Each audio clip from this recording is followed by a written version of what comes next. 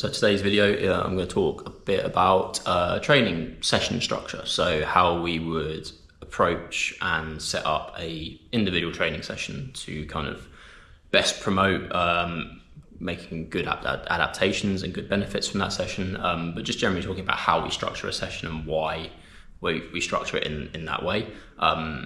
So I've got just a general full body strength session, and I'm just going to walk you through the different parts and talk about why I structure it in the way I do, and why I do that for the people I coach as well.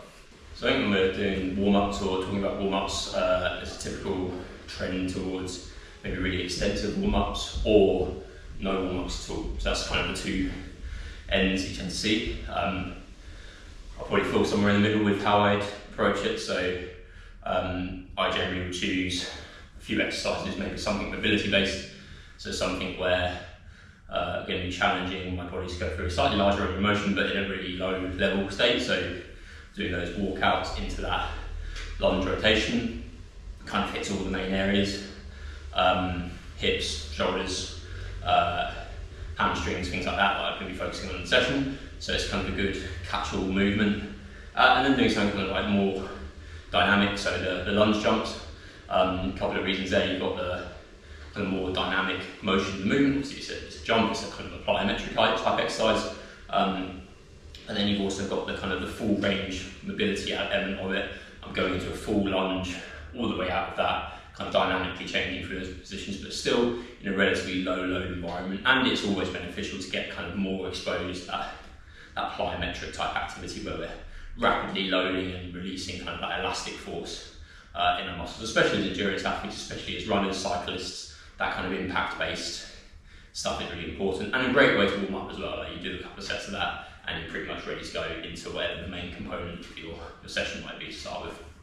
After that, then going into something a little bit more dynamic, so the broad jumps here for me. So using that as a power stimulus, speed, movement of like a faster kind of nature, leading into then the strength stuff. So typically when we look at structuring a session, we go from kind of something that demands more of a neurological output, and then slowly that drops down to stuff that kind of relies on less total kind of neuromuscular involvement or neuromuscular demand effectively. So in this capacity or in this respect, we go for something faster, which requires a high drive from a neurological standpoint, to then strength stuff, main strength movements, which require, again, quite a bit, but a little bit less. To then kind of more the accessory stuff that as we go through that kind of goes from faster to slower, or from higher force or speed to lower force or speed.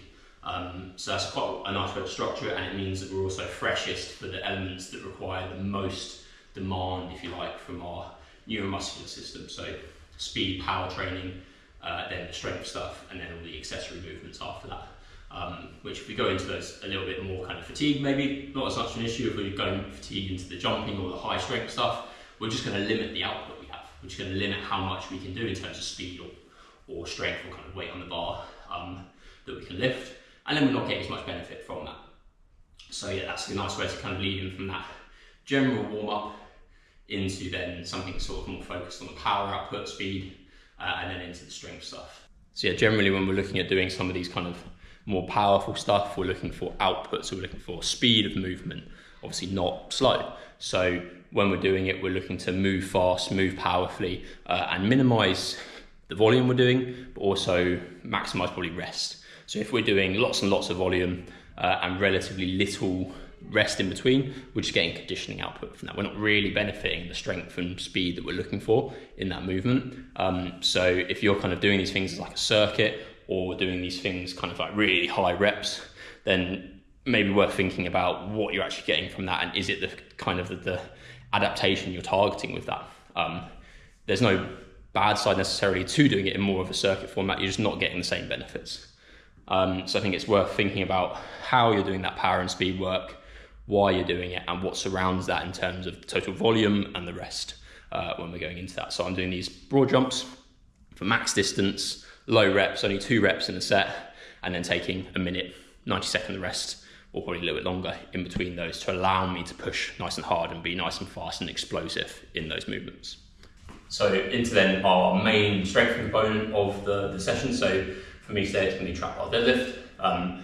So in this kind of main strength part, we're looking for obviously big movement. So here, full body lift off of the floor, kind of as big compound exercises. And here we're looking at literally just output, like how heavy you can lift. So in this component, we're then moving from that down that kind of curve of most neurologically taxing to least. So we've kind of done the power stuff.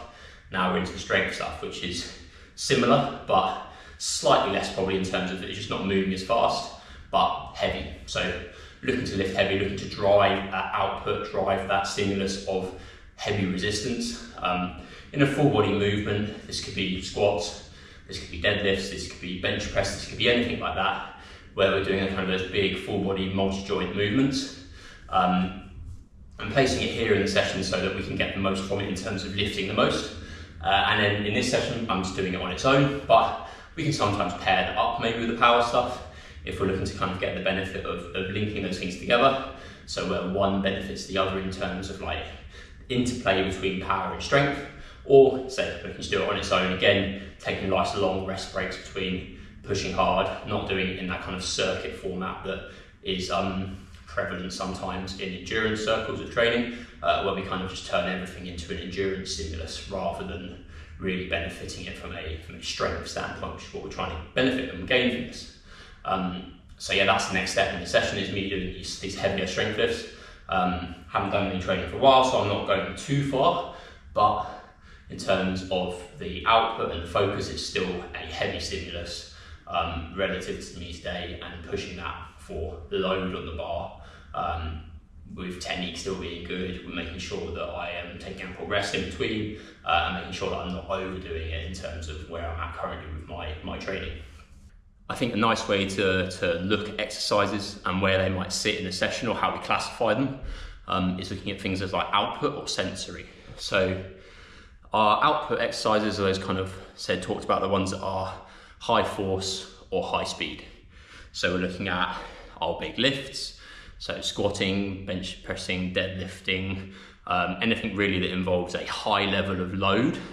And we're looking really just for output in terms of how much load we are lifting. Then you have the other side of that, which is speed, I suppose. So output in terms of like speed of movement. So where we're looking at not necessarily how heavy, but how fast. So we might do like a jump, for example, or like the Olympic lift variations, or anything where the intention is primarily on speed of movement, and then secondarily maybe on load if it's relevant to that specific exercise.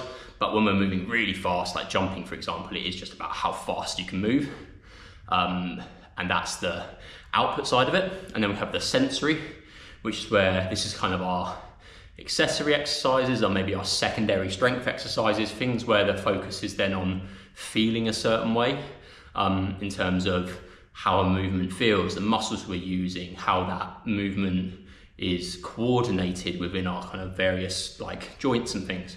And that might be exercises where we're trying to target a very specific feeling or a very specific movement pattern.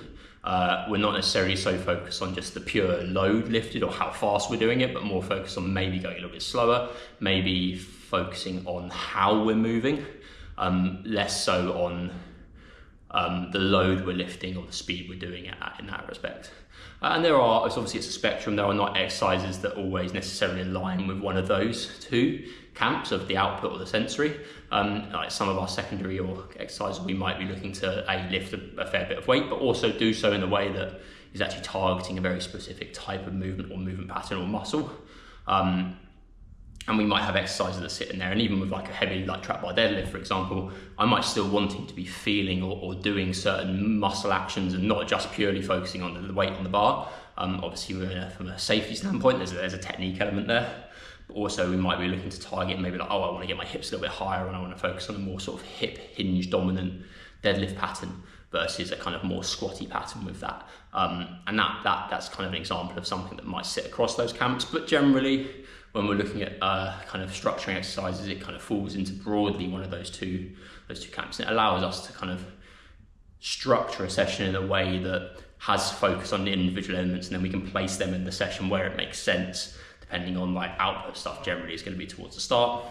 Sensory stuff might kind of sit towards the end of that, where the output of that exercise is not so much an issue. It's more that we're focusing on specific parts of it. So if we come into it a little bit fatigued from maybe lifting heavier at the start of the session, it's not so much an issue.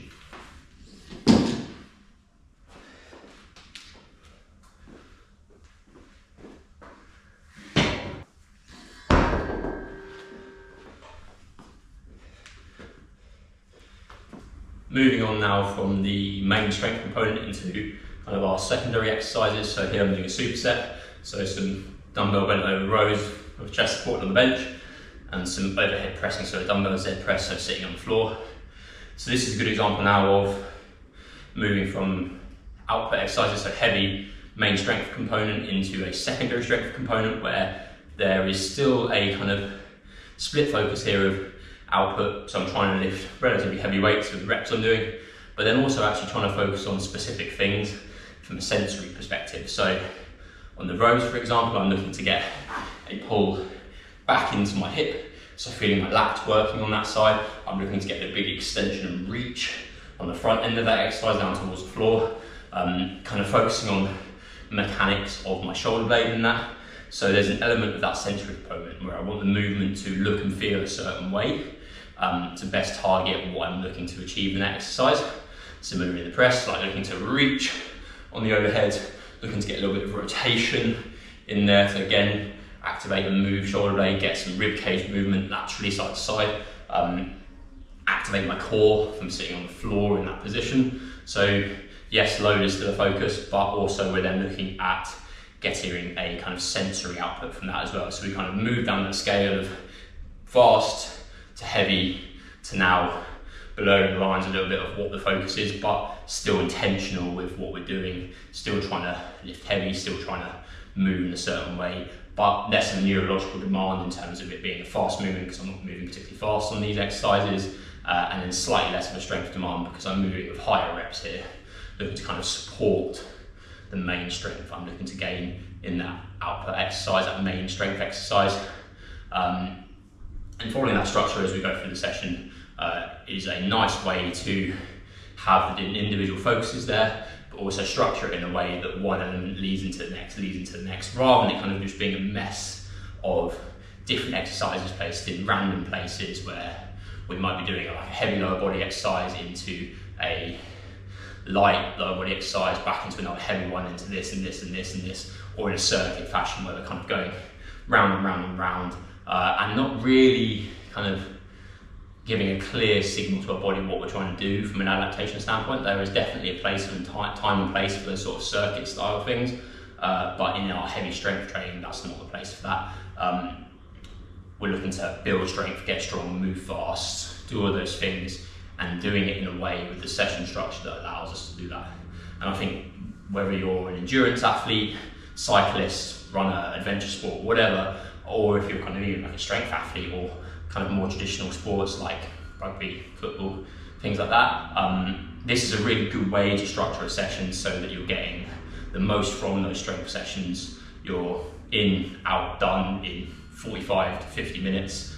So it's not taking extensive amounts of time to get this done. And you're ticking off all of the boxes in terms of we're doing something fast, we're doing something heavy, we're doing all this sort of accessory stuff that's going to support muscle development and healthy joints, and allow us to move in certain ways that are both beneficial for our sport, but also undoing a lot of the kind of repetitive strain things that come from endurance sports, specifically like cycling and running, where we're doing the same motion over and over and over again, and this allows us to move in different ways with that sensory output, as well as also developing the strength that we're trying to gain to benefit the performance in that sport.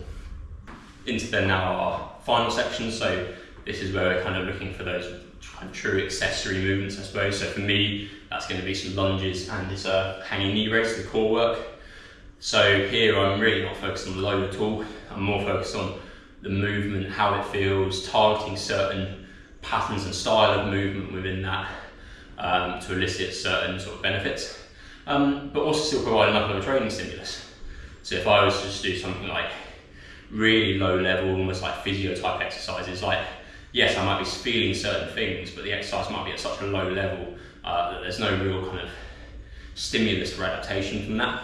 So on the lunges, I'm looking to get kind of internal rotation. So I'm twisting onto that standing leg, kind of lining myself over my foot. So I'm looking for internal rotation on that front hip and working sort of the glute med on that side.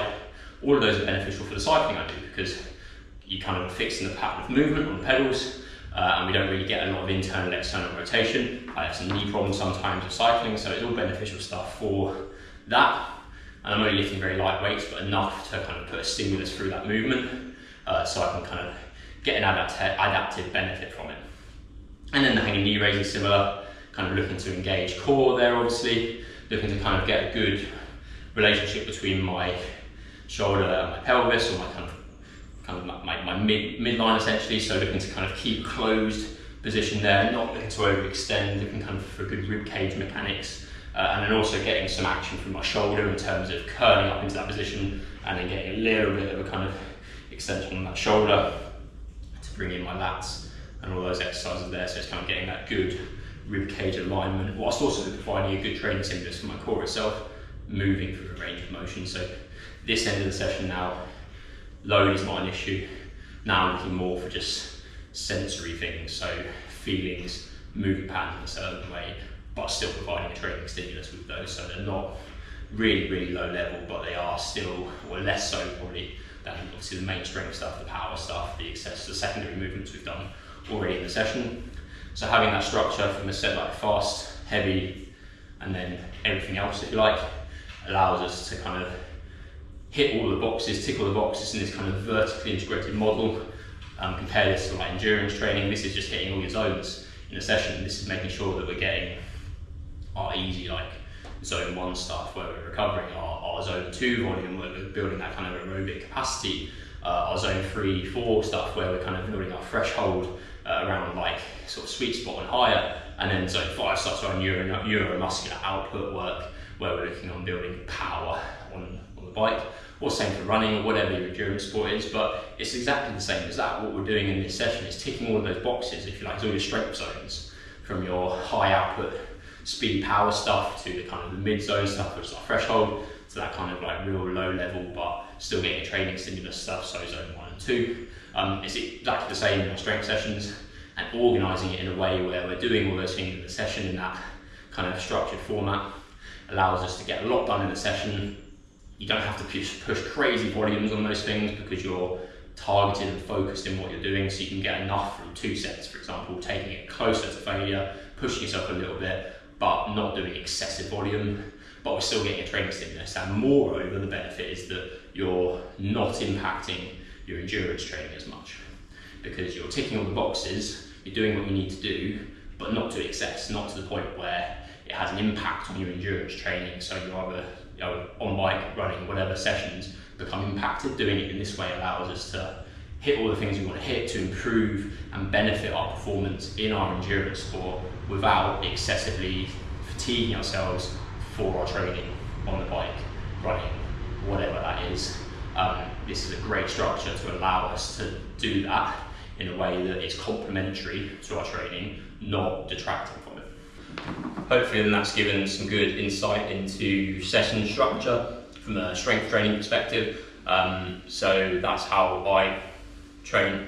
That's how I train all the clients I work with, whether that is people who are looking to just get fitter in the gym, or the endurance athletes I work with, so the cyclists, the runners, kayakers, military personnel. That's kind of how I typically would approach training anyone whose main focus is not in the gym. Their main focus is having the gym benefit what they do outside of their training. So I think it's a really nice structure to allow us to tick all the boxes we need to tick in the gym to get the benefits in terms of strength, robustness and resilience from injury, and just generally feeling better around our other training without having it impact and negatively detract from our on-bike, our running, whatever other training that might be from endurance capacity. So I think most people can benefit from 1 to 2 of these types of sessions a week. So in and out in 45 to 50 minutes, getting everything done that we need to do, focusing on kind of building strength, being resilient, feeling good off the bike or if you're out of your endurance training, but also making sure that we are being focused in what we do, and doing it in a way that actually from a physiological and from an adaptive standpoint makes sense. So too often endurance training and the strength training for those endurance sports becomes a bit of a kind of replication of what we do in the sport already. So we're doing these kind of circuits, we're doing high rep stuff, really low load, or we're just not really lifting heavy enough to get strong, which I think are kind of the hallmarks of what I've seen from a coaching standpoint with all the people that when people start working with me, that's kind of what they're talking about, they're previously done. Or what I see generally across the industry is that kind of strength training becomes stretching or circuits or HIIT training, and just kind of mimicking or trying to mimic more of what you get from your sport. So if your sport is an endurance sport where you're doing hundreds of reps essentially of an exercise, so pedal stroke or running steps, for example, at a very low relative intensity for each of those individual things, and then coming into strength training just trying to do the same thing, where we're doing lots and lots of high reps or circuit-based stuff or HIIT training, all at a relatively low load, which actually is maybe providing a strength stimulus if you're really deconditioned, really kind of low level of strength, but beyond the basic level of maybe the first 6 weeks, you're really getting no extra benefit from that from a strength training perspective. So I think getting into a mindset of strength training should be heavy resistance, hard resistance. Doesn't have to necessarily always mean weights, but it means that you are pushing your body to a relatively high load in comparison to what we get in our endurance training, or from the kind of more circuit-based stuff where we're not just doing loads and loads of reps of bodyweight stuff. Feels like it's hard, but actually isn't really getting any of the strength benefits we're looking for. So that's a layout of a strength session. That's how I coach people when I work with them, both in person, online and remotely.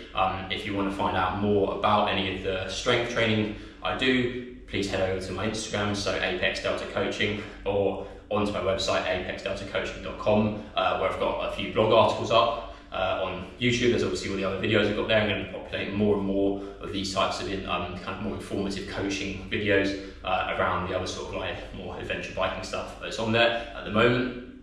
And then if you're interested in actual coaching, I offer coaching through Apex Delta Coaching. So on the website, go there and you can fill out a coaching inquiry form, or if you want to just have a bit of a conversation, kieran.apexdelta@gmail.com is my email, or you can message me on Instagram, and I am on Training Peaks with training programs and on my coaching as well that I offer. So if you're interested, please go and have a look at those, put down in the comments below and I'll get in touch. You can see how I can help you to get stronger for your endurance training and your endurance sport. Please like, share and subscribe if you enjoyed this video. Any comments, please stick them down below, and I'll see you guys next time. Cheers.